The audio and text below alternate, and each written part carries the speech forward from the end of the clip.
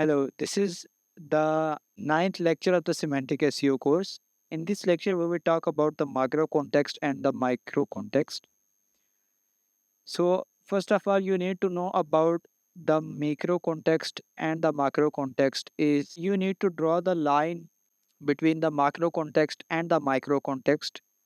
80% of the document is about the macro context, that is the one main topic, and other is micro context that talk about the slightly different things, and these slightly different things come from our topical map. So in the document there are three things. One is main content, the second one is supplementary content, and the third one is ad. We did not talk about ads that much. We talk about the main and supplementary content.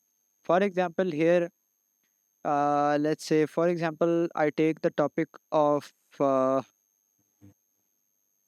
safest cities in Germany. For I write article or document on this specific topic. Here we can see the plural after the noun. This is rank entity list we called. Now in this article we cover the listicle entities, that is our macro context, and then we go for slightly different things. Like in this scenario, we always use the antonyms to increase the overall relevance of the document. For example, here, safest cities in Germany in a macro context. So, in a micro context, we have the dangerous cities in Germany. Let's say, for example, this is another document, and you will be internally to it to this. Here, their micro context are the dangerous cities in Germany, and here you have in the micro context, of course, we use antonyms. So here we have the safest cities in Germany. Basically, why we use in a micro context the antonym is that we creating our overall topical relevance using the lexical relations. In this scenario, you did not dilute the document context.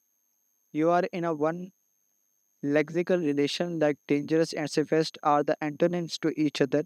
So lexically they are connected, that affect our overall topical authority. So first of all, here we create the topical map node, or we decide. Then we go for title tag. Then we go for their description, and then we go for aligning their headings. So in this lecture, you will need to know another concept, that is index construction.